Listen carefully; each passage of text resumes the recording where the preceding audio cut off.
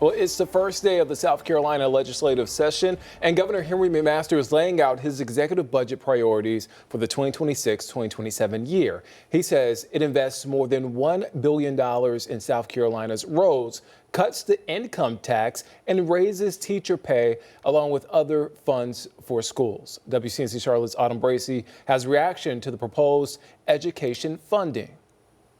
The South Carolina Education Association and the Fort Mill School District shares that increasing teacher pay and offering free breakfast for public school children is a step forward, but they say there's still more that needs to be done to remain competitive among other states.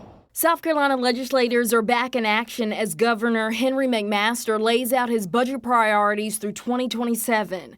When it comes to education, he's proposing free breakfast for all public school students, a plan totaling $8.7 million. The proposal would impact districts that don't qualify for federal meal programs, including the Fort Mill School District. There's the benefit of helping those families who financially have issues and struggle with getting meal service and free meals. You have several families that qualify for free or reduced meals, but then you have a few that are just outside of that. Governor McMaster is also proposing raising the starting teacher salary to at least $50,500 statewide, a figure that would surpass North Carolina and Georgia.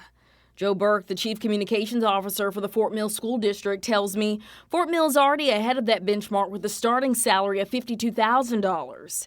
Still, he says any additional funding would help provide even more support for students and educators. I think a lot of your other districts that don't have that tax base that they can go to help bring up their salaries, this is really going to be big for them if it's state funded, because it's a way for them to increase those salaries without having to put an additional burden on an already struggling tax base. The South Carolina Education Association says it strongly supports these investments.